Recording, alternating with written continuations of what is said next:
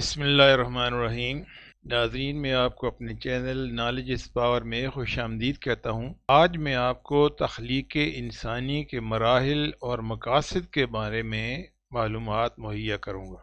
تخلیق انسانی کا مقصد یہ ہے، رب کائنات نے قرآن حکیم میں ارشاد فرمایا، الذی خلق الموت والحیات لیبلوکم ایکم احسن عملا۔ اللہ تعالیٰ وہ ذات ہے جس نے موت اور زندگی اس لیے بنائے تاکہ یہ دیکھے کہ تم میں سے بہتر عمل کس نے کیے۔ تو تخلیق انسانی کا مقصد یہ ہے کہ اچھے عمل کرنا۔ علامہ اقبال کا ایک مشہور شعر ہے، عمل سے زندگی بنتی ہے جنت بھی جہنم بھی، یہ خاکی اپنی فطرت میں نہ نوری ہے نہ ناری ہے۔ کیونکہ رب کائنات کا ارشاد ہے کہ یہ زندگی اور موت میں نے اس لیے بنائی ہے تاکہ میں یہ دیکھوں کہ اچھے عمل کس نے کیے ہیں، کیونکہ اچھے اعمال کی بنیاد کے اوپر ہی آخرت میں یہ فیصلہ ہوگا کہ کس کس کو جنت ملنی ہے۔ اور زندگی جو ہے یہ ابھی انسان تو اس میں جب فطرت کے عین مطابق جب انسان آتا ہے تو بقول علامہ اقبال کے یہ مٹی کا ایک پتلا ہے، یہ خاک ہے، اور فطرتاً انسان نہ نوری ہے نہ ناری ہے۔ نوری تو فرشتے ہوتے ہیں جن سے گناہ سرزاد ہوتے ہی نہیں ہیں، اور انسان تو چونکہ اس کے ساتھ نفس بھی ہے اور اس کی خواہشات بھی ہیں، تو اس نے سارے کا سارا جو انسان کی جو زندگی کا جو دار و مدار ہے یہ اعمال کے اوپر ہوگا کہ اس کے اعمال اگر اچھے ہوئے ہیں تو اللہ تعالیٰ اسے آخرت میں بہتر اجر عطا کرے گا۔ ابھی تخلیق انسانی کے 9 مراحل کون کون سے ہیں، یہ قرآن حکیم سے میں نے یہ سارے اخذ کیے ہیں، اور یہ آج کی جو میری تحقیق ہے یہ ساری کی ساری قرآن حکیم سے اور اس کے علاوہ باقی جو سائنسی کتب ہیں ان سے بھی میں نے کچھ معلومات حاصل کی ہیں۔ تو اللہ تعالیٰ ارشاد فرماتا ہے کہ وَلَقَدْ خَلَقْنَا الْإِنسَانَ مِنْ سُلَالَةٍ مِنْ طِينٍ، اور بے شک ہم نے آدمی کو چنی ہوئی سلیکٹڈ انتخاب کی ہوئی مٹی سے بنایا۔ یہ ذکر ہے حضرت آدم علیہ السلام کے بارے میں کہ سب سے پہلے حضرت آدم علیہ السلام کو جو خمیر بنا وہ مٹی سے بنایا گیا۔ اللہ تعالیٰ نے وہ مٹی کا ایک وہ پتلا بنایا، پھر اس کے اندر اللہ تعالیٰ نے اپنی روح پھونکی اور وہ حضرت آدم علیہ السلام ایک انسان کی صورت میں ان کا وجود ان کا اظہار وجود ہوا۔ اس کے بعد حضرت آدم علیہ السلام کی پسلی سے مائی حوا علیہ السلام کا وجود اظہار میں آیا، اور اس کے بعد آگے ایک میاں اور ایک بیوی کے رشتے سے پھر باقی تمام جو انسان ہے ان کا تخلیق کا جو سلسلہ جو جاری ہوا اور جو آج تک جاری ہے اور یہ قیامت تک جاری رہے گا۔ پھر اللہ تعالیٰ ارشاد فرماتا ہے ثم جعلناہ نطفۃ فی قرار مکین، پھر اس کو ایک مضبوط اور محفوظ جگہ میں نطفہ بنا کے رکھا۔ ابھی یہ انسان کا اوریجن ہے، یہ سیڈ ہے، یہ نطفہ اس کو اللہ تعالیٰ نے ماں کے رحم میں رکھا، اور وہ ایک محفوظ جگہ ہے، وہاں پہ اس نے پرورش نائی اور باقی تمام اس کی جتنے بھی سٹیجز کے جو مراحل ہیں وہاں پہ سارے کے سارے مکمل ہوئے۔ پھر آگے جو تیسری سٹیج ہے ثم خلقنا النطفۃ علقۃ، پھر نطفے کو لوتھڑا بنایا۔ پھر اگلی جو سٹیج ہے فخلقنا العلقۃ مضغۃ، پھر لوتھڑے کی بوٹی بنائی۔ پھر اس کے بعد جو 5ویں سٹیج ہے فخلقنا المضغۃ عظاما، پھر بوٹی کی ہڈیاں بنائیں، اور اس کے بعد آگے جو 6ٹھی سٹیج ہے پھر ہڈیوں پر گوشت پوست چڑھایا، اور اس کے بعد جو 7ویں سٹیج ہے ثم انشأناه خلقا آخر۔ ابھی یہاں پہ وہ اللہ تعالیٰ فرماتا ہے کہ پھر اس کو کوئی نئی صورت میں بنا دی، یعنی یہاں پہ انسان کی تخلیق یہ 7 سٹیجز میں مکمل ہوگی۔ پہلی جو سٹیج ہے وہ نطفہ سے پہلے کی ہے، جو کہ حضرت آدم علیہ السلام کی پیدائش تھی، جو اللہ تعالیٰ نے مٹی سے انہیں بنایا، اور اس کے بعد جو باقی 6 سٹیجز ہیں وہ نطفہ سے لے کے انسان کا جسم مکمل ہونے تک کہ یہ ساری کی ساری سٹیجز ہیں یہ ماں کے رحم کے اندر ہیں یہ۔ اور پھر آخر میں اللہ تعالیٰ خود ارشاد فرماتا ہے فَتَبَارَكَ اللَّهُ أَحْسَنُ الْخَالِقِينَ، کہ اللہ تعالیٰ برکت والا ہے، کتنی ایک بہترین انسان کی اس نے تخلیق کی۔ ابھی آپ یہ دیکھیں کہ سائنس جتنی بھی اس میں جدت آ جائے، جتنی بھی وہ ترقی کر لے، ایک انسان کے نعم البدل اسی طریقے کا ایک انسان سائنس نہیں بنا سکتی، نہ کبھی بنا سکا اس نے، نہ ہی آئندہ کبھی کوشش کی جا سکتی ہے، نہ ہی اس طریقے کا بہترین مخلوق ہے، یہ سوائے اللہ تعالیٰ کے یہ کوئی بھی نہیں بنا سکتا۔ یہ اللہ تعالیٰ کا سب سے بڑا ایک معجزہ ہے، اور اللہ تعالیٰ کی یہ سب سے بڑی بہترین تخلیق ہے جو انسان ہے۔ یہ ابھی آپ دیکھیں، انسان ایک ایسی چیز ہے اللہ تعالیٰ نے بنائی کہ اس کے وجود کو قائم رہنے کے لیے اس وقت جو سائنس نے دریافت کیے ہیں وہ 11 سسٹمز ہیں، 11 سسٹمز۔ یعنی پہلا جو سسٹم ہے انٹیگومنٹری سسٹم، جس میں اس کی جو سکن بنی، اس کے بال بنے، اس کے ناخن وغیرہ بنے، ہر ایک سسٹم کے اپنے اپنے فوائد ہیں، اپنے اپنے کام ہیں، وہ آج میں اس میں تفصیل میں نہیں جاؤں گا۔ پھر اس کے بعد ایک ہڈیوں کا نظام ہے، اسکیلیٹل سسٹم جسے کہتے ہیں۔ پھر اس کے بعد ساتھ اس کے جو پٹھے ہیں، مسکولر سسٹم، اس کے اندر وہ کام کر رہا ہے۔ پھر نروس سسٹم، جو تمام اس کا جو دماغ اور وہ نظام ہے وہ کام کر رہا ہے۔ پھر دی انڈوکرائن سسٹم، جس کے اندر مختلف قسم کے غدود ہیں، گلینڈز ہیں، ان کی مختلف قسم کی سیکریشنز ہوتی ہیں، ان کی اپنی اپنی جگہ پہ یوٹیلیٹی ہے، اور جدھر جدھر وہ کام کرتے ہیں ان کی افادیت اپنی اپنی جگہ پہ ہے۔ پھر اس کے بعد سب سے امپورٹنٹ جو سسٹم ہے دی کارڈیو ویسکولر سسٹم اور سرکولیٹری سسٹم، جس میں انسان کا دل دھڑکتا ہے اور تمام جسم کے اندر خون پمپ کرتا ہے، اور انسان اس سے تمام جسم میں آکسیجن پہنچتی ہے اور انسان اس کی وجہ سے زندہ ہے۔ پھر یورینری سسٹم، جس سسٹم کے ذریعے انسان کے اندر سے تمام فاسد مادے جو ہے نا ان کے اخراج ہوتا ہے۔ دی ریسپیریٹری سسٹم، جس سے انسان سانس لیتا ہے، جس میں یہ اعضائے نفس کہلایا جاتا ہے۔ یہ دی لمفیٹک سسٹم، جو کہ امیون سسٹم ہے، جو کہ انسان کا ایک دفاعی نظام ہے، جس میں کہ انسان کے جو وائٹ بلڈ سیلز ہیں وہ انسان کا دفاع کرتے ہیں اور مختلف بیماریوں سے اس کو بچاتے ہیں۔ دی ڈائجسٹو سسٹم، جس میں کہ جو خوراک ہے وہ انسان کا جزو بدن بنتی ہے۔ اور ریپروڈکٹیو سسٹم، جس میں انسان کی بقا کا یہ ایک نظام چلتا ہے، اور آخر دم تک یہ انسان کی نسل جو ہے جب تک اللہ تعالیٰ چاہے گا یہ نسل پھیلتی رہے گی، یہ ریپروڈکٹیو سسٹم کے ذریعے۔ تو یہ سارے کے سارے یہ سسٹم بنانے، اس کے علاوہ شکم مادر میں جو اس سے پہلے جو سٹیجز بیان کیے وہ بنانی، یہ صرف اور صرف اللہ تعالیٰ کا ایک کرشمہ ہے۔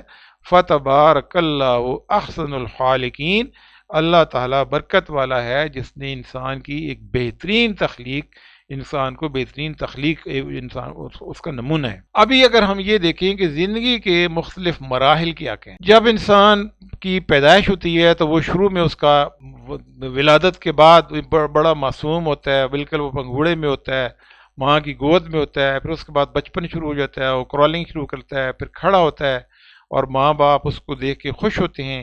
پھر اس کے بعد ایک لڑکپن آتا ہے، پھر اس کے بعد وہ بچہ جو بڑا ہوتا ہے، پھر اس کے کوئی تعلیمی مراحل آ جاتے ہیں، اسکول، کالج، پھر اس کے بعد یونیورسٹی، پھر جوان ہو جاتا ہے۔ جوان ہو کے تو پھر بچہ جو ہے نا وہ روزگار میں بھی آ جاتا ہے، اس کے بعد اس کی شادی وغیرہ بھی ہوتی ہے، وہ رشتہ ازدواج میں منسلک ہو جاتا ہے۔ اور اس کے بعد جو آخری سٹیج آ رہی ہے یہ بڑھاپے کی سٹیج ہے، اور پھر اس کے بعد انسان بالکل ضعیف، ناتوان، اور بالکل وہی جو بچپن والی جو سٹیج ہے اسی طریقے سے وہ ضعیفی والی سٹیج اس کی آ جاتی ہے۔ تو یہ بھی سارے کے ساری جتنی سٹیجز ہیں یہ بھی اللہ تعالیٰ کا ایک کرشمہ ہے، اللہ تعالیٰ کی ایک قدرت ہے کہ انسان کی افزائش کس طریقے سے ہوتی ہے، اور انسان کس طریقے سے مختلف مراحل سے ہو کے دوبارہ اسی بچپنے والی سٹیج پہ، ایک ضعیفی والی سٹیج پہ پہنچ جاتا ہے۔ اور ضعیفی والی سٹیج پہ اللہ تعالیٰ نے قرآن حکیم میں ارشاد فرمایا ہے کہ والدین کے ساتھ بھلائی کرتے رہو، اگر ان میں سے ایک یا دونوں تمہارے سامنے بڑھاپے کو پہنچ جائیں تو ان کو اف تک نہ کہنا اور نہ انہیں جھڑکنا، اور ان سے بات ادب سے کرنا۔ تو یہ ہمارے لیے یہ بڑی پتہ کی بات ہے کہ اللہ تعالیٰ کے جو ارشادات ہیں ان کے اوپر عمل کیا جائے۔ یا آپ یہ دیکھیں کہ ایک چھوٹا سا بالکل معصوم بچہ، پہلے ماں نے اس کو اپنے رحم میں پالا، پیٹ میں پالا، پھر اس کے بعد تمام سٹیجز سے گزر کے وہ بڑا ہوا، جوان ہوا، اس نے کام کیے، اس کے بعد بڑھاپا آ گیا، اور وہ اس کے بعد جو ہے وہ بچہ ابھی جوان ہے، لیکن ماں باپ اس وقت ضعیفی کی سٹیج پہ آ گئے۔ تو ضعیفی میں والدین کے ساتھ بہترین سلوک کرنے کا اللہ تعالیٰ نے ارشاد فرمایا ہے۔ اس کے بعد جو اگلی جو 8ویں سٹیج ہے اللہ تعالیٰ فرماتا ہے ثم انکم بعد ذلک لمیتون، پھر اس کے بعد تم مر جاتے ہو۔ یہ 8ویں سٹیج ہے، مرنا حقیقت ہے، ہمارا ایمان ہے کہ ہر انسان نے مرنا ہے۔ اس کے بعد جو 9ویں سٹیج ہے اور آخری سٹیج ثم انکم یوم القیامت تبعثون، پھر تم سب قیامت کے دن اٹھائے جاؤ گے، وہ یوم حساب ہوگا، پھر اس دن سزا اور جزا کا دن ہوگا، اور پھر اس کے اپنے اعمال کے مطابق بندے کو اس کا اجر ملے گا۔ اور یہ دیکھیں اللہ تعالیٰ نے ایک اور جگہ پہ ارشاد فرمایا کل نفس ذائقۃ الموت، کہ ہر انسان نے، ہر ذی روح نے موت کا ذائقہ ضرور چکھنا ہے۔ وَإِنَّمَا تُوَفَّوْنَ أُجُورَكُمْ يَوْمَ الْقِيَامَةِ، اور بے شک تمہیں تمہارے اعمال کا بدلہ قیامت والے دن ملے گا۔ فَمَنْ زُحْزِحَ عَنِ النَّارِ وَأُدْخِلَ الْجَنَّةَ فَقَدْ فَازَ، تو جو دوزخ کی آگ سے بچا لیا گیا، بچ گیا اور وہ جنت میں داخل ہو گیا تو وہ کامیاب ہے۔ یعنی کامیابی کا جو معیار اللہ تعالیٰ نے مقرر کیا ہے وہ جنت میں داخلہ ہے اور دوزخ سے جو بچنا ہے۔ اور شروع میں بھی اللہ تعالیٰ نے یہ، جیسے میں نے بتایا تھا کہ اللہ تعالیٰ کے ارشاد ربانی ہے کہ خلق الموت والحیات لیبلوکم ایکم احسن عملا، کہ زندگی اور موت اس لیے بنائی تاکہ میں یہ دیکھوں کہ تم میں سے بہتر عمل کس کے ہیں۔ تو ابھی یہاں پہ بھی یہی ہے کہ جو کامیابی کا جو معیار ہے وہ یہ ہے کہ فمن زحزح عن النار وادخل الجنت فقد فاز، کامیابی کا معیار یہ ہے کہ جو دوزخ کی آگ سے بچ گیا اور جنت میں داخل ہو گیا وہ کامیاب ہے۔ وَمَا الْحَيَاةُ الدُّنْيَا إِلَّا مَتَاعُ الْغُرُورِ، اور یہ جو دنیا تو ہے یہ ایک گھاٹے کا سامان ہے، ایک دھوکے کا سامان ہے یہ، اور یہ دنیا ساری کی ساری یہ ایک دھوکہ ہے، یہ متاع الغرور ہے یہ۔ ابھی یہ ایک بہت بڑی بات ہے کہ اگر یہ جو دنیا ہے تو یہ دنیا آئی تو اس لیے کہ اللہ تعالیٰ یہ دیکھے کہ اعمال اچھی کون کرتا ہے اور خراب اعمال کس کے ہیں، اس کے مطابق فیصلہ ہونے، یہ ایک بہت بڑی آزمائش ہے۔ ابھی اس آزمائش سے ہم بچیں کیسے؟ ابھی یہ بہت بڑا سوال ہے، اور یہ آج کا یہ میرا جو موضوع ہے اس کا یہ کرکس ہے۔ ابھی دنیا میں جو آزمائشیں ہیں، سب سے پہلے آزمائش عورت ہے، حسین و جمیل عورتیں، یہ مرد کی جو ہے نا وہ بڑی کمزوری ہے، یہ ایک بہت بڑی آزمائش ہے۔ اس کے بعد جو ہے نا سونا چاندی زیورات مال و متاع، یہ دوسری آزمائش ہے۔ پھر اس کے بعد بنگلہ کوٹھیاں اور یہ ساری زمین پراپرٹی ہر چیز، اس کے بعد یہ کاریں اور اس سے سارا مختلف قسم کے سٹینڈرڈ، یہ ساری کی ساری انسان کے لیے بڑی آزمائشیں ہیں یہ۔ ابھی ان آزمائشوں سے بچنا کیسے ہے؟ تو سب سے بہترین طریقہ جو اللہ تعالیٰ نے اور نبی پاک صلی اللہ علیہ وسلم نے خود بتایا کہ اللہ تعالیٰ کے احکامات کی پیروی کریں اور احکام الہی کی اتباع کریں، نماز روزہ صدقہ زکوٰۃ صدقہ خیرات ہر چیز کی پابندی سے کریں، اور محنت اور حق حلال کی اگر کمائی ہے تو یہ اگر ساری چیزیں اگر آپ کو جو بھی ملتی ہیں اور ان پر حقوق اور قیود کے اندر رہ کے آپ جو کچھ بھی اچیو کرتے ہیں، اگر وہ حق حلال کا ہے محنت کا ہے تو وہ آپ کے لیے نعمت ہے وہ۔ اور اسی طریقے سے سنت رسول صلی اللہ علیہ وسلم کی اتباع کریں اور اس سنت طریقے سے زندگی گزاریں، اس سنت طریقے سے کاروبار کریں، جو بھی چیزیں آپ کو ملتی ہیں وہ ساری کی ساری چیزیں آپ کے لیے نعمت ہوں گی۔ اور اگر آپ کو کوئی چیز محنت کرنے کے باوجود نہیں ملتی تو پھر آپ اس کے اوپر صبر کریں، اور اگر جو چیزیں اللہ تعالیٰ نے آپ کو دے دی ہیں عطا کر دی ہیں تو اس کے اوپر آپ شکر کریں، اور ہمیشہ اپنے سے جو نیچے والے لوگ ہیں ان کو دیکھیں، کبھی بھی اوپر دیکھ کے اپنے اندر یہ احساس کمتری وہ نہ پیدا کریں، کیونکہ انسان ایک بہترین تخلیق ہے اللہ تعالیٰ کی۔ یہ دنیا دھوکہ ہے، یہ مال و متاع ہے، یہ ساری کی ساری چیزیں عارضی ہیں۔ پھر اسی طریقے سے حقوق العباد کی پابندی کریں۔ اگر آپ کو اللہ تعالیٰ نے نعمتوں سے نوازا ہے تو مسلسل صدقہ خیرات کریں، زکوٰۃ ادا کریں، دوسروں کو اپنی خوشیوں میں شریک کریں، تو پھر یہ ساری کی ساری چیزیں آپ کے لیے نعمت ہیں، آپ کی دنیا بھی اچھی ہوگی، آخرت بھی بہتر ہوگی۔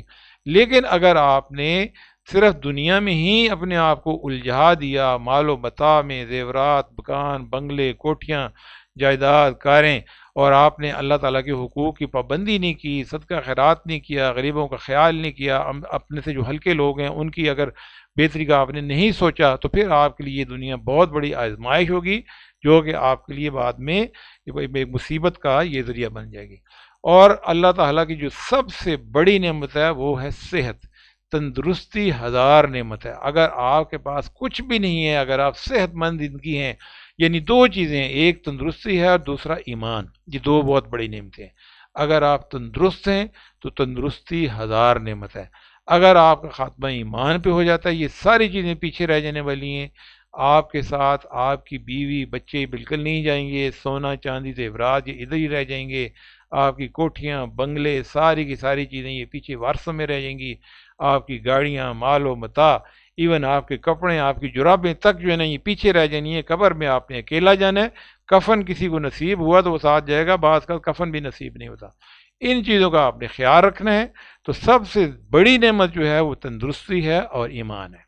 تو آخر میں ہم یہ دعا کرتے ہیں، ربنا آتنا فی الدنیا حسنۃ وفی الآخرۃ حسنۃ وقنا عذاب النار. اے ہمارے رب، ہمیں دنیا میں بھی بھلائی اور اچھائی نصیب فرما، اور آخرت میں بھی اچھائی اور بھلائی نصیب فرما. آمین یا رب العالمین. ہمارا جو ادارہ ہے اس کا مقصد یہ ہے alleviation of illiteracy and poverty through education and skill, یعنی تعلیم و ہنر کے ذریعے جہالت اور غربت کا خاتمہ. پڑھیں اور پڑھائیں، جہالت بھگائیں، سیکھیں اور سکھائیں، غربت مٹائیں. کہ آپ کو کسی بھی قسم کی اگر آپ کو کوئی کوئری ہو تعلیم کے متعلق تو میرا واٹس ایپ نمبر ہے 0300518981. اس پہ آپ میسج کر دیں تو میں انشاءاللہ کوشش کروں گا کہ آپ تک وہ مکمل معلومات پہنچا دوں. اس کے علاوہ یہ میرے جتنے بھی باقی ویڈیوز یا انفارمیشن ہے یہ ویب سائٹ کا ریفرنس دیا ہوا ہے، یوٹیوب کا ریفرنس دیا ہوا ہے اور فیس بک کا ریفرنس دیا ہے. وہاں سے بھی آپ یہ معلومات حاصل کر کے مستفید ہو سکتے ہیں. اپنا خیال رکھیے گا. جزاکم اللہ خیر کثیرہ. والسلام علیکم ورحمۃ اللہ وبرکاتہ.